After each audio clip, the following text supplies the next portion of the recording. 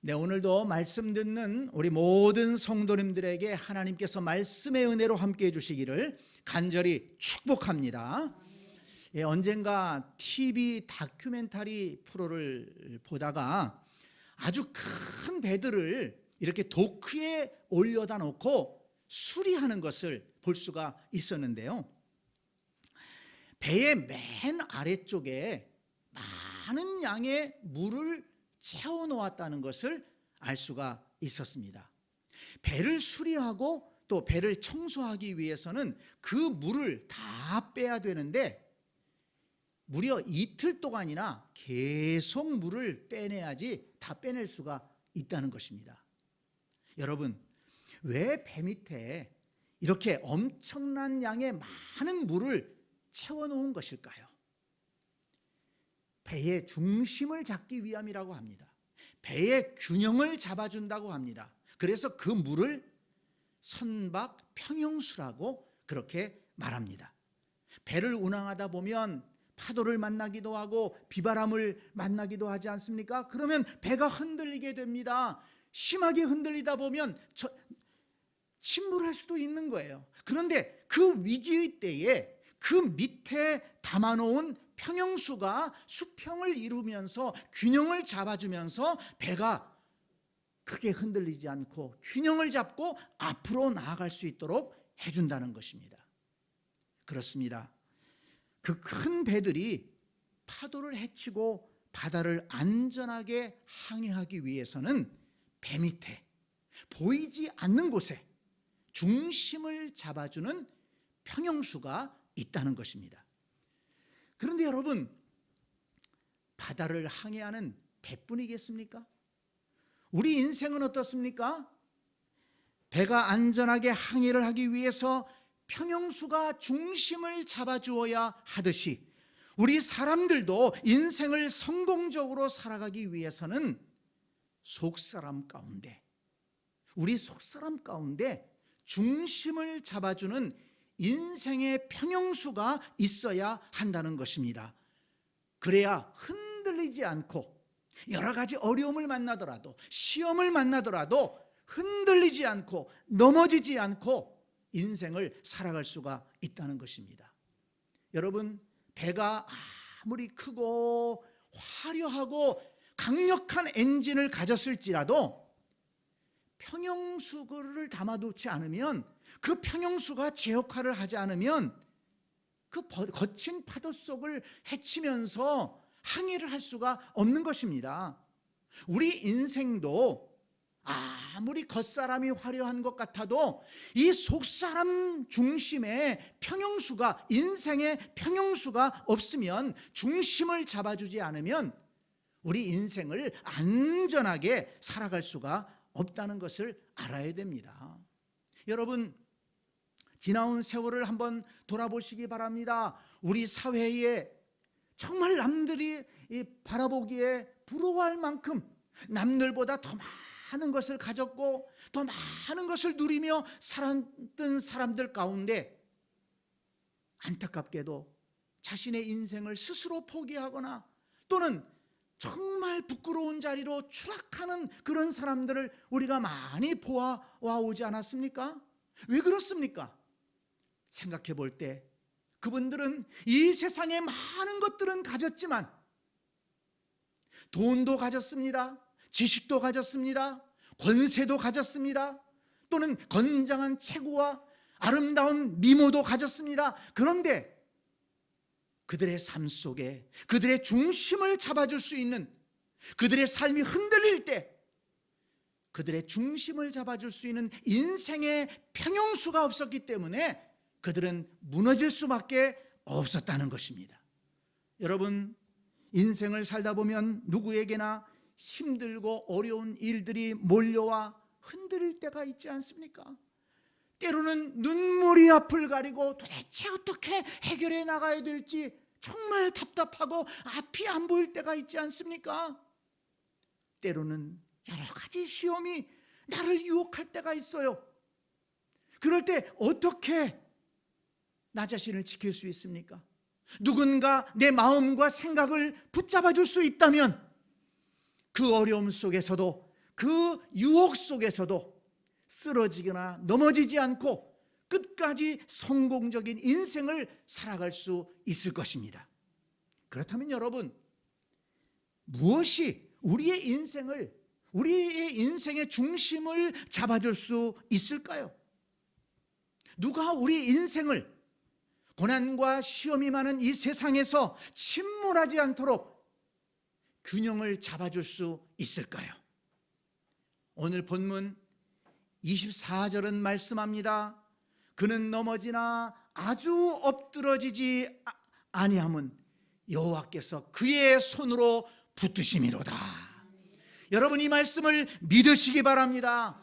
그는 넘어지나, 그렇습니다. 넘어질 수 있어요. 인생을 살다 보면 흔들릴 수도 있고 넘어질 수도 있습니다. 사람은 언제나 넘어질 수 있는 연약한 존재이기 때문입니다. 또한 시험과 또는 시련이 많은 세상이 아닙니까?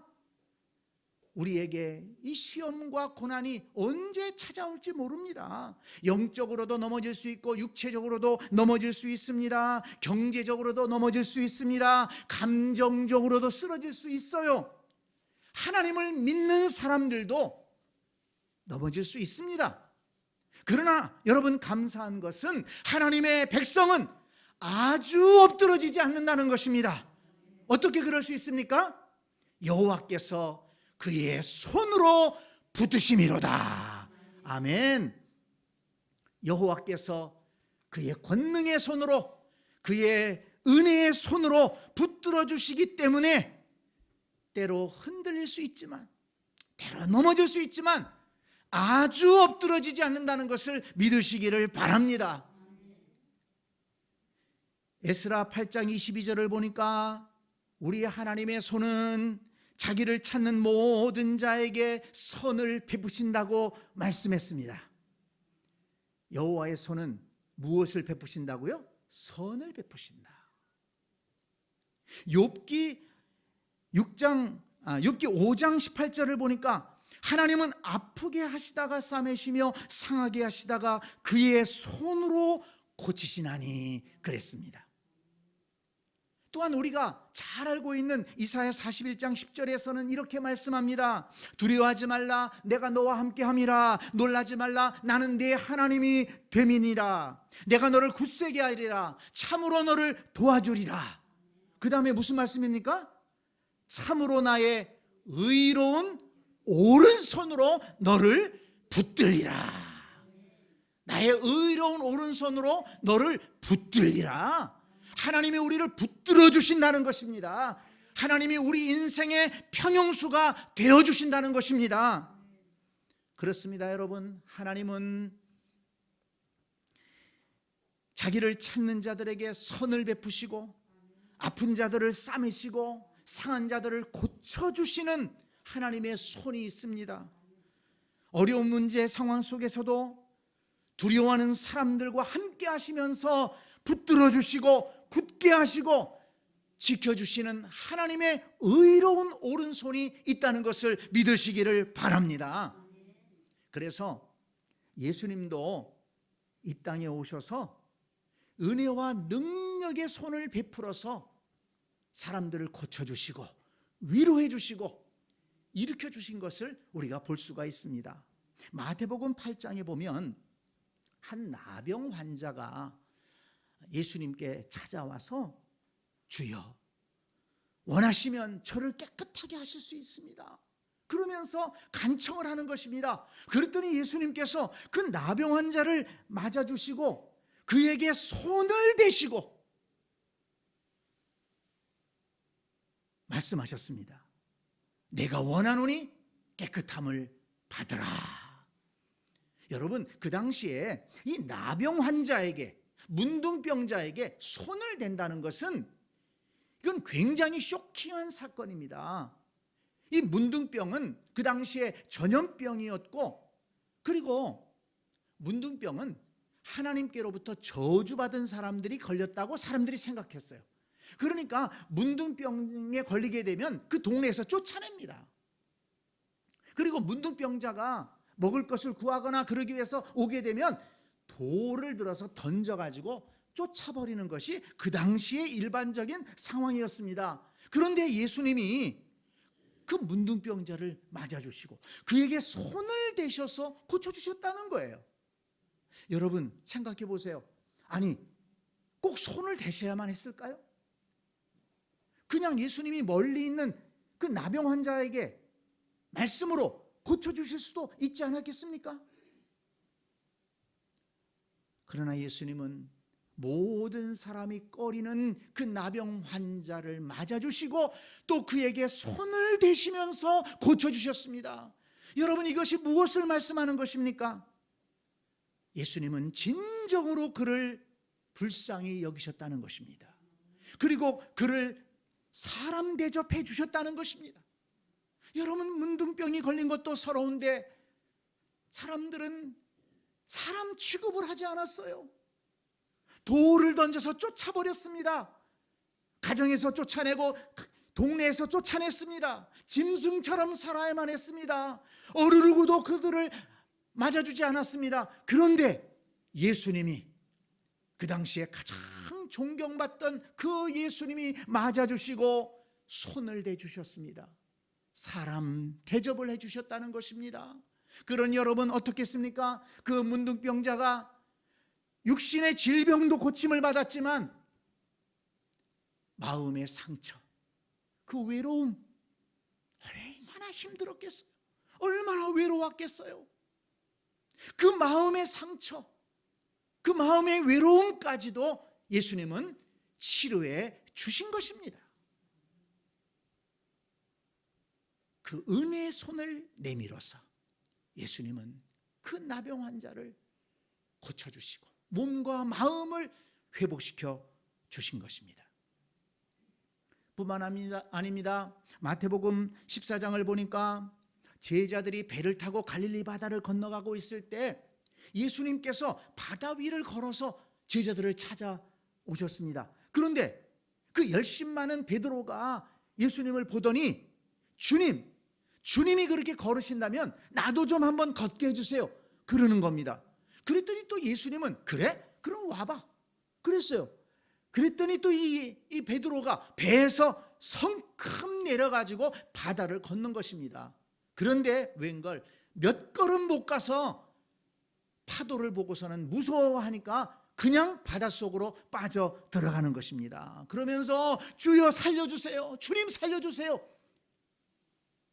그때 성경을 보니까 예수님께서 즉시 손을 내밀어 베드로를 붙잡으셨다고 했습니다. 예수님이 즉시 손을 내밀어서 베드로를 붙잡아 주셨으니까 망정이지, 안 그랬으면 베드로가 용기를 부리다가 바다에 빠져서 어떻게 됐을 겁니다. 여러분 용기는 좋았지만 믿음이 부족해서 물에 빠져 죽게 생긴 베드로를 즉시 손을 내밀어서 붙잡아 주셨습니다. 그렇습니다. 예수님은 손을 내밀어서, 은혜의 손을 내밀어서 그 병든 자를 치료해 주시고 그 병든 사람의 마음을 만져주시고 위로해 주셨습니다. 믿음이 없어 시험에 들어 빠져들어가는 베드로를 손을 내밀어서 붙잡아서 살려주셨습니다. 여러분 이것이 예수님의 은혜로운 손의 역사입니다. 그런데 그 예수님은 지금도 동일하게 역사하신다는 것을 믿으시기를 바랍니다.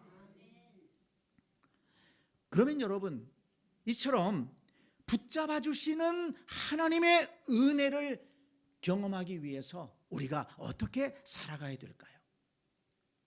오늘 본문을 통해서 몇 가지를 알 수가 있는데요. 오늘 본문 23절을 보시기 바랍니다. 여호와께서 사람의 걸음을 정하시고 그의 길을 기뻐하시나니 그랬습니다. 여러분 이 말씀을 믿으시기 바랍니다.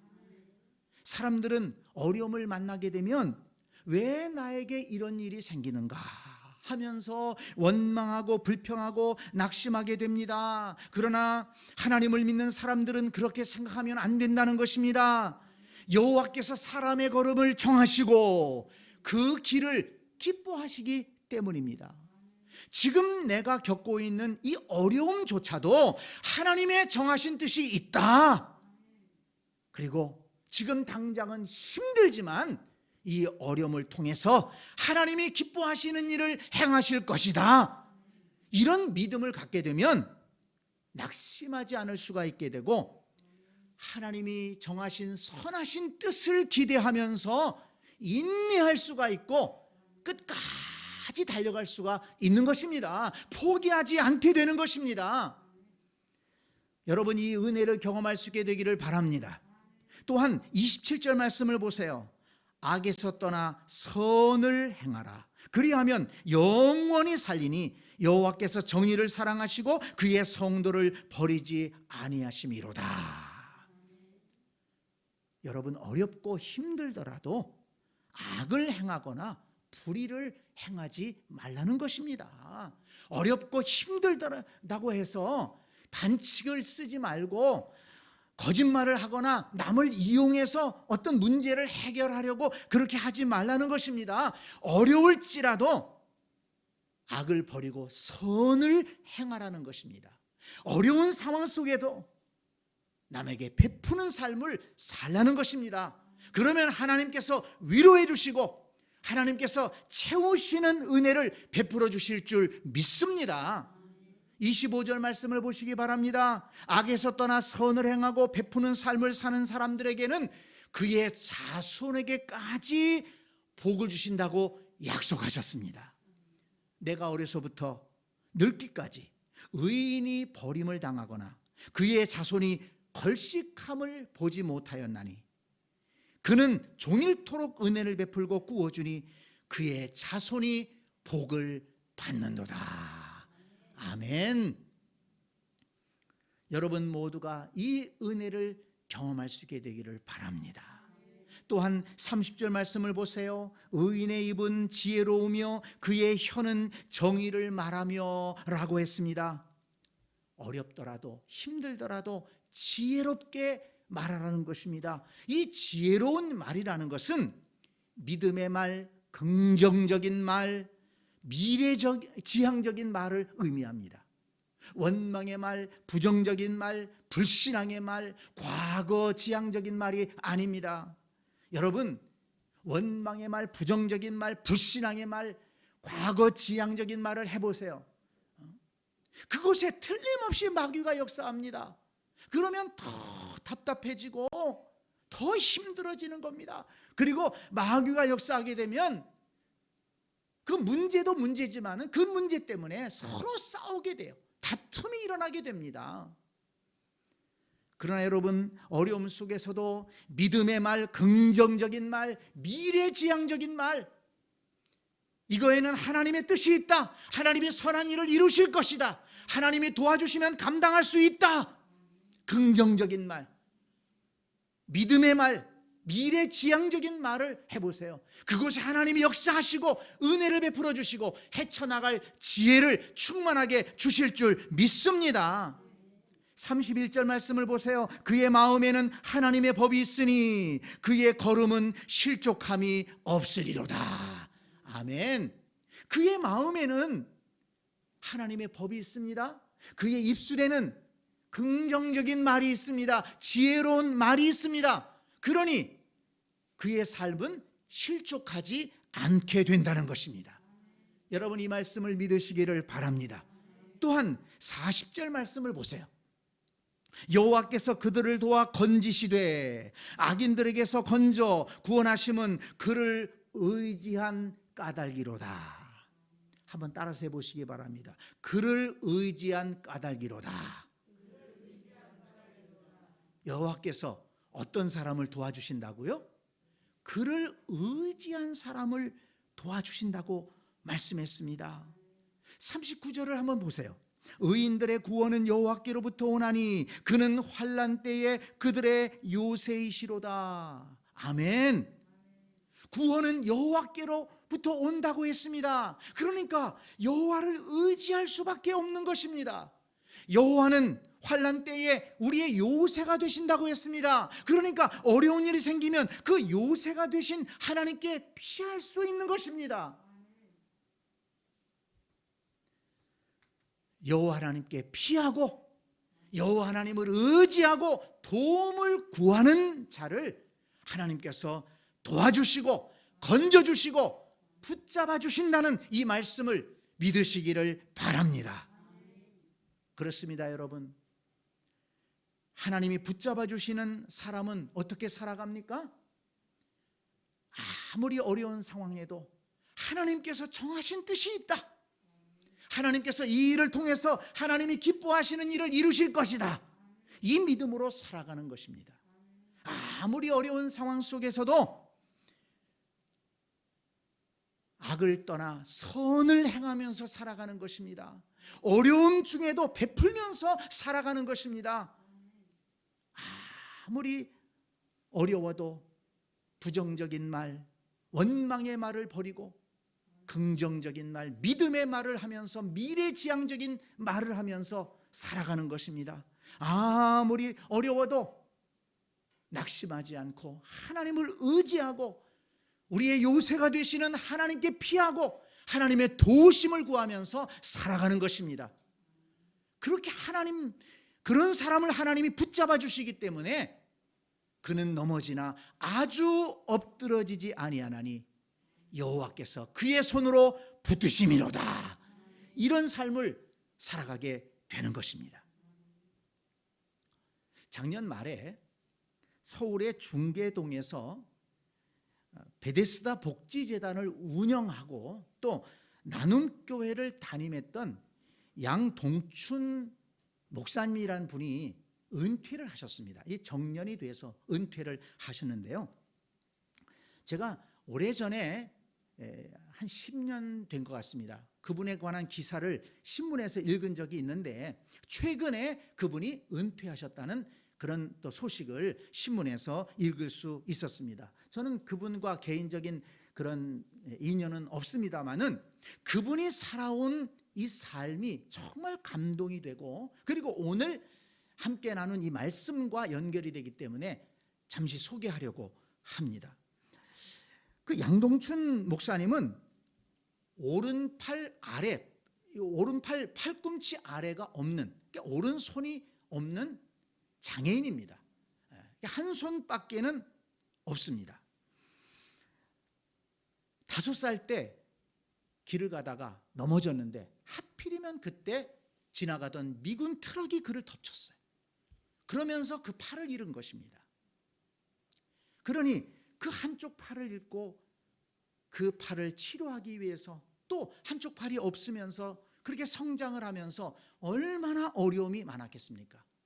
그런데 정말 그의 마음속에 어려움은 무엇이었는가 하면 왜 나는 이렇게 됐을까? 내가 무슨 죄를 졌다고 이렇게 장애인이 되어서 어려움을 당하나? 이런 생각이 그의 마음을 덜 짓누르는 것입니다. 그러니 무슨 웃음이 있고 무슨 기쁨이 있겠습니까? 그의 인생에 무슨 희망이 있었겠습니까? 그렇게 방황하던 삶 속에서 고등학교 3학년 때 교회를 나가게 되고 하나님을 믿게 되었습니다. 그런데 교회 나가서 신앙생활을 하면서 성경을 읽다가 요한복음 9장을 읽었는데 그 요한복음 9장을 읽다가 큰 감동을 받고 지금까지 그렇게 자기를 눌러오던 그 원망의 마음들을 다 던져버릴 수가 있었다는 것입니다. 요한복음 9장에 어떤 얘기가 나옵니까? 한 맹인이 있어요. 근데 제자들이 그 맹인을 보고서는 뭐라고 얘기합니까? 저 사람 저 맹인 된 게 누구 죄 때문이야? 그 사람의 죄 때문인가? 그 부모의 죄 때문인가? 이렇게 얘기를 했어요. 근데 예수님이 그것을 들으시고 뭐라고 얘기하십니까? 아니다.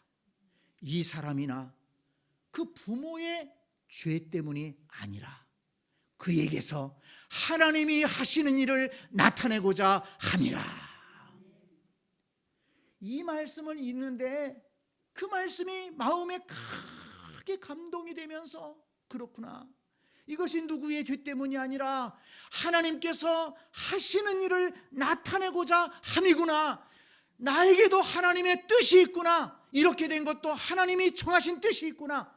이런 믿음이 생기면서 부정적인 생각, 그렇게 원망하던 생각, 자기를 짓누르던 그 어두움의 생각들이 사라졌다는 것입니다. 그런데 현실은 그렇게 녹록하지 않았습니다. 열심히 공부해서 그 당시에 유명한 상고를 나왔는데도 받아주는 직장이 없는 거예요.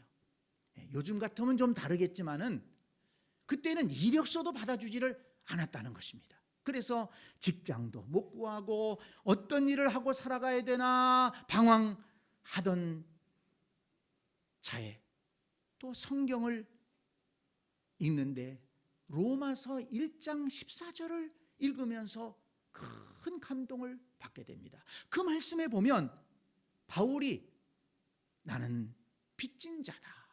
나는 모든 사람에게, 헬라인에게나 유대인에게나 이방인에게나 모든 사람에게 나는 빚진 자다. 이런 말씀이 나오는 거예요. 근데 그 말씀을 읽는 순간 나도 빚진 자구나. 나도 죽을 수 있었는데 하나님이 살려주셨구나. 그러면서 그렇다면 나도 빚을 갚는 인생을 살아야 되겠다. 나도 장애인이지만, 나도 어렵지만 나보다 더 크게 장애를 당한 사람들을 섬기면서 살아야 되겠다. 이런 마음이 들게 된 겁니다. 그래서 그는 그 길로 신학교에 들어가서 공부를 하고 목사가 됩니다. 그리고 1976년부터 장애인 사역을 시작하게 되어서 은퇴할 때까지, 작년 말 은퇴할 때까지 44년을 그 장애인 사역을 끝까지 감당하면서 달려왔다는 것입니다. 그래서 1987년에는 국무총리 표창도 받고 2000년에는 대통령 훈장도 받았습니다. 그는 장애인 선교를 하면서, 장애인 목회를 하면서 이 한 손이 없다는 것이, 자기가 장애인이 되었다는 것이 정말 감사할 때가 많았다는 것입니다. 장애인들을 만나서 얘기할 것 아니겠습니까? 위로해주고 기도해주는데 한 팔이 없는 이 목사님이, 자기보다 더 장애가 많은 그런 목사님이 자기를 위로해 주시면서 당신도 하나님이 함께 하시면 일어설 수 있습니다. 그렇게 위로해주고 기도를 하니까 이 장애인들이 잘 받아들인다는 거예요. 또 건강한 사람들조차도 낙심해서 방황하는 사람들이 있는데 그런 사람들을 만나서는 한 손이 없는 나도 이렇게 하나님 앞에 쓰임받고 하나님이 쓰시는데 두 손을 가진 당신은 얼마나 하나님이 귀하게 쓰시겠습니까? 이렇게 격려를 하면 사람들이 굉장히 위로를 받고 힘을 얻는다는 것입니다. 때로 어떤 사람들은 왜 나에게는 이렇게 어려운 일이 생기나, 왜 나는 이렇게 몸이 아픈가, 왜 나는 이렇게 힘든 일만 생기나, 이렇게 낙심하는 사람들, 방황하는 사람들을 만나게 되는데, 그럴 때 힘들고 불편할수록, 어려울수록 거기에는 하나님의 분명한 섭리가 있습니다. 하나님이 더 큰 은혜를 주시기 위함입니다. 이렇게 격려하고 말씀을 전하면 사람들이 감동을 받았다는 것입니다.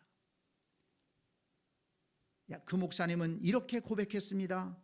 한 손이 없는 것이 오히려 저에게 가치 있는 삶을 주었습니다. 여러분 생각해 보십시오. 그 양 목사님이 한 팔을 잃고 한탄하며 방황할 때 무엇이 그분의 마음의 중심을 잡아주었습니까? 하나님이 하시는 일을 나타내고자 함이라. 하나님의 섭리를 믿는 믿음이었습니다. 직장을 잡지 못하고 할 일을 찾지 못해 방황할 때 무엇이 그의 인생의 중심을 잡아주었습니까? 나도 빚진 자다. 그래서 나보다 더 어려운 사람을 위해서 그 빚을 갚으며 살아야 되겠다.